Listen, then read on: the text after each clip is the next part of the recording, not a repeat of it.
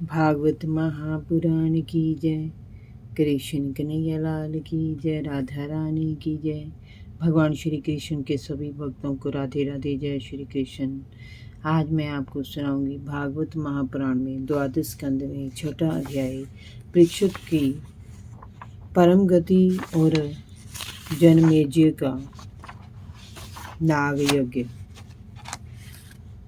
श्री सूत जी ने कहा, शौनकादि ऋषियों, व्यास जी के पुत्र श्री सुखदेव जी ने समस्त चराचर जगत को अपनी आत्मा के रूप में अनुभव करते हुए व्यवहार में समदृष्टि रखकर ये कथा राजा परीक्षित को सुनाई। राजश्री परीक्षित ने उनका संपूर्ण उपदेश बड़े ध्यान से सुना। उन्होंने आगे आकर श्री सुखदेव जी के चरणों को स्पर्श किया और हाथों को जोड़कर प्रार्थना की। राजा परीक्षित ने कहा, भगवान, आप करुणा के मूर्तिमान स्वरूप हैं। आपने मुझ पर कृपा करके अनादि अनंत एक रस सत्य भगवान श्री हरि के स्वरूप और लीलाओं का वर्णन किया है। अब मैं आपकी कृपा से परम अनुग्रहित हो गया हूँ। इस संसार के प्राणी तो स्वार्थ में अंधे होकर परमार्थ से शून्य हो गए हैं और अनेक प्रकार के दुखों को भोगते रहते हैं। उनके ऊपर आप जैसे भगवत प्रेमी महात्माओं की कृपा होना कोई आश्चर्य की बात नहीं है। मैंने और मेरे साथ बहुत से लोगों ने आपके श्रीमुख से ये परम मद भागवत पुराण सुना है। इस पुराण में स्थान स्थान पर भगवान श्री हरि के स्वरूप और लीलाओं का वर्णन हुआ है। उन्हें सुनकर बड़े बड़े महात्मा भगवान श्री हरि के दिव्य विग्रह में अपना मन लगाए रहते हैं। भगवान, आपने मेरे हृदय से मृत्यु का भय हटा दिया है। ब्रह्म और आत्मा के साक्षात्कार से मेरा हृदय परमानंद से भर उठा है। अब मैं परम शांति का अनुभव कर रहा हूँ और पूर्ण ब्रह्म के दिव्य स्वरूप में स्थित हूँ।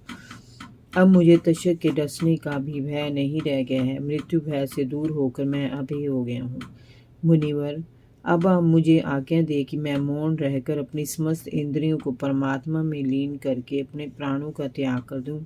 आपके उपदेश से मेरा मोह और अज्ञान नष्ट हो गया है। आपने मुझे भगवान के कल्याणमय स्वरूप का साक्षात्कार करा दिया है। सूत जी बोले, शौनकादि ऋषियों, राजा परीक्षित ने इस प्रकार कहकर श्री सुखदेव जी की पूजा अर्चना की। उसके बाद श्री सुखदेव जी परीक्षित से विदा लेकर अपने साथी साधुओं के साथ वहां से चले गए। उनके जाने के उपरांत राजा परीक्षित ने बिना किसी बाहरी सहायता के समय ही अपने अंतरात्मा को परमात्मा के चिंतन में लगा और ध्यान मग्न होकर बैठ गए।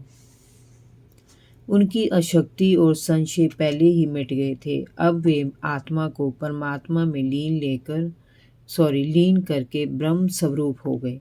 शौनकादि ऋषियों, श्रृंगी ऋषि ने राजा परीक्षित को जो शाप दिया था उससे प्रेरित होकर तशक नामक सर्प उन्हें डसने के लिए उनके पास चला आया। रास्ते में उसने कश्यप नाम के एक ब्राह्मण को देखा। वह कश्यप ब्राह्मण सर्प विष की चिकित्सा करने में बड़े निपुण थे। तक्षक ने बहुत सा धन देकर उन्हें बीच मार्ग से ही वापस भेज दिया। उसने उन्हें राजा परीक्षित के पास नहीं जाने दिया। वह तक्षक इच्छाधारी सर्प था। उसने ब्राह्मण के वेश में राजा के पास जाकर एकाएक उन्हें डस लिया और भाग गया। तक्षक के डसने से ब्रह्मलीन राजा परीक्षित का शरीर जलकर भस्म हो गया। देवता, असुर और नर नारी राजा परीक्षित की परम गति देखकर हाय हाय करने लगे। देवताओं की धुंधुबियां बज उठी। गंधर्व और अप्सराएं गान करने लगी। देवता लोग साधु साधु के उद्घोष करते हुए पुष्प वर्षा करने लगे। ऋषियों, जब जनमेजय ने सुना कि तक्षक ने उसके पिता को डस लिया है तो उसे बड़ा क्रोध आया। उसने तत्काल नाग यज्ञ का आयोजन किया और ब्राह्मणों के साथ हवन करके सर्पों को अग्निकुंड में भस्म करने लगा। तक्षक ने जब देखा कि जनमेजय के सर्प यज्ञ में बड़े बड़े महासर्प भस्म होने चले जा रहे हैं तो वह भयभीत होकर इंद्र के पास पहुंचा। उधर जनमेजय ने तक्षक को ना आया देखकर ब्राह्मणों से पूछा कि तक्षक अभी तक क्यों नहीं आया है। इस पर उन ब्राह्मणों ने बताया कि तक्षक इंद्र की शरण में चला गया है, वे उसकी रक्षा कर रहे हैं। ब्राह्मणों की बात सुनकर बुद्धिमान जनमेजय ने ब्राह्मणों से कहा, ब्राह्मणों, आप लोग तक्षक के साथ इंद्र को भी यज्ञ की अग्नि में गिरा दो। जनमेजय की बात सुनकर ब्राह्मणों ने इंद्र सह तक्षक का मंत्रों से आवाहन किया। जब ब्राह्मणों ने इस प्रकार आकर्षण मंत्र का जाप किया तो इंद्र अपने लोक में विचलित हो उठे। उस समय वे तक्षक के साथ विमान पर सवार थे। विमान मंत्रों के प्रभाव से अग्निकुंड की ओर खींचने लगा। वे बहुत घबरा गए थे। तब देवगुरु बृहस्पति ने राजा जनमेजय के पास जाकर कहा, नरेंद्र, सर्पराज तक्षक को मार डालना आपके योग्य कार्य नहीं है। वह अमृत पान कर चुका है, इसीलिए वह अजर अमर है। जगत के प्राणी अपने अपने कर्मों के अनुसार ही जीवन मरण प्राप्त करते हैं। कर्मों के अतिरिक्त कोई भी किसी को सुख दुख नहीं दे सकता। राजन, तुमने बहुत से निरपराध सर्पों को जला डाला है। इस अभिचार यज्ञ का परिणाम केवल प्राणियों की हिंसा ही है, इसीलिए इसे बंद कर देना ही उचित है। शौनकादि ऋषियों, आचार्य बृहस्पति की आज्ञा मानकर जनमेजय ने यज्ञ बंद कर दिया और देवगुरु की विधिवत पूजा की। जो कुछ भी हुआ वह सब भगवान श्री हरि की माया थी। भगवान श्री कृष्ण का ज्ञान अनंत है। उन्हीं के चरण कमलों का ध्यान करते हुए मैंने इस श्रीमद् भागवत पुराण का नियम पूर्वक अध्ययन किया था। मैं अब उन्हीं को नमस्कार करके ये पुराण समाप्त करता हूँ। जो भगत अपने चित्त को एकाग्र भाव से भगवान श्री हरि के चरणों में समर्पित कर देता है, उसे परम पद की प्राप्ति अवश्य होती है।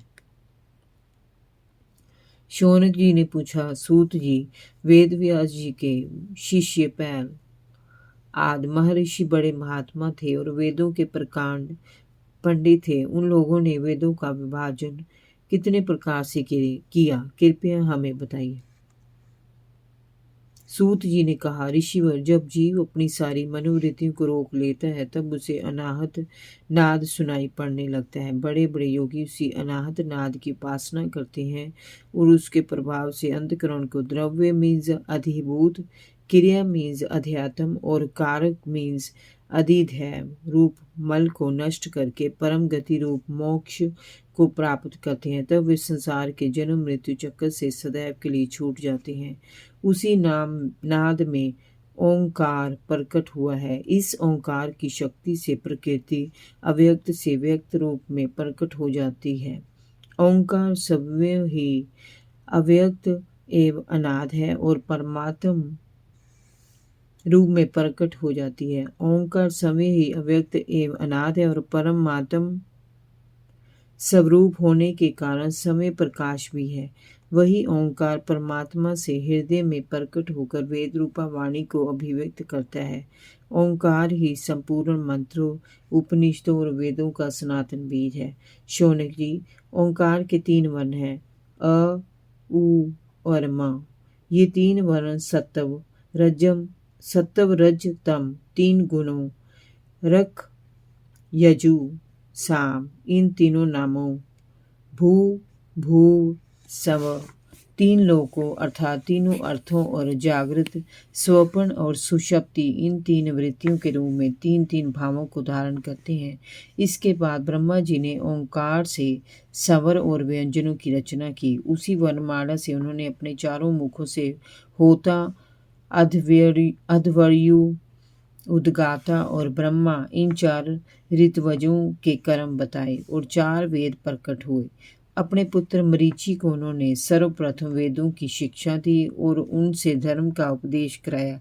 तभी वे वेदों की ये परंपरा ऋषि मुनियों और ब्रह्मचारी शिष्यों के द्वारा चली आ रही है। जब ब्रह्मवेता ऋषियों ने देखा कि समय के साथ लोगों की बुद्धि, आयु, शक्ति आदि क्षीण होती चली आ रही है, तब उन्होंने परमात्मा की प्रेरणा से वेदों के अनेक विभाग किए। महर्षि पराशर के पुत्र श्री वेद व्यास जी ने वेदों के 4 भेद किए, ऋग्वेद, यजुर्वेद, सामवेद और अथर्ववेद। उन्होंने अपने 4 शिष्यों को बुलाकर इनकी अलग अलग विधिवत शिक्षा दी। उन्होंने ऋग्वेद पैल को, यजुर्वेद वैशंपायन को, सामवेद जैमिनी को और सुमनंतु को अथर्ववेद का अध्ययन कराया। उसके बाद उनके शिष्यों द्वारा ये परंपरा आगे बढ़ती गई और अब इनके अनेक विभाग बनते चले गए। सूत जी ने कहा, ऋषिवर, वेद का अर्थ ज्ञान है। वेदों में कर्म, उपासना और ज्ञान, इन तीनों पर विस्तार से चर्चा की गई है। इसमें प्रकृति, देवता, जीव और ईश्वर के संबंधों की गूढ़ विवेचना की गई है। ईश्वर के लौकिक, अगमय और अतकर्य स्वरूप को अनुभव करने के लिए वेदों की रचना की गई थी। ऋग्वेद में विविध देवताओं और ज्ञान की स्तुति की गई है। यजुर्वेद कर्म कांड से संबंधित है। यज्ञ करते समय जिन मंत्रों के द्वारा देवताओं को आहुतियां दी जाती हैं, उन्हें यहाँ संग्रहित किया गया है। संग्रह करने के कारण इन्हें संहिताएं नाम भी दिया जाता है। इन्हें श्रुति नाम से भी पुकारा जाता है, अर्थात जो सुने जाते हैं वे वेद है। सामवेद में मंत्रों को गाकर देवोपासना की जाती है। अथर्ववेद में विविध विषयों का प्रचुर ज्ञान प्राप्त होता है। इन वेदों पर जो भावेश लिखा गया उसे वेदांत नाम दिया गया है। वेदों के 4 उपवेद आयुर्वेद, अर्थवेद, धनुर्वेद और गंधर्व वेद हैं। इन उपवेदों के 6 वेदांग हैं: शिक्षा, कल्प, व्याकरण, छंद, निरुक्त और ज्योतिष। इन वेदांतों के 6 उपांग हैं: सांख्य, योग, वैशेषिक, न्याय, मीमांसा और वेदांत। ये सभी दर्शन शास्त्र हैं। वेदों का संपूर्ण दर्शन इन ग्रंथों में उपलब्ध होता है। इन ग्रंथों में वेदों के विषय में व्याख्यान है। इनमें प्राय यज्ञ प्रक्रिया का उल्लेख मिलता है। इनमें से कुछ इस प्रकार हैं: शतपथ ब्राह्मण, तांडव ब्राह्मण, ऐतरेय ब्राह्मण, तैत्तिरीय ब्राह्मण, गोपथ ब्राह्मण। वेदों के अर्थ के लिए उपनिषद ग्रंथ है। ये मुख्य रूप से ब्रह्म विद्या के ग्रंथ हैं। वेदों की ब्रह्म विद्या इन उपनिषदों और आरण्यक ग्रंथों में विस्तार से वर्णित की गई है। इन उपनिषद ग्रंथों की संख्या लगभग 108 है, जबकि कुछ विद्वान इनकी संख्या 220 बताते हैं। कुछ प्रमुख उपनिषद इस प्रकार हैं: ऐतरेयोपनिषद, कठोपनिषद, केनोपनिषद, तैत्तिरीयोपनिषद, छांदोग्य उपनिषद, मांडूक्योपनिषद आदि। इन्हीं विद्वानों ने वेदों का अंतिम भाग वेदांत नाम दिया है। जय जय श्री राधे। भागवत महापुराण की जय। कृष्ण कन्हैया लाल की जय। राधा रानी की जय। भगवान श्री कृष्ण के सभी भक्तों को राधे राधे। जय श्री कृष्ण।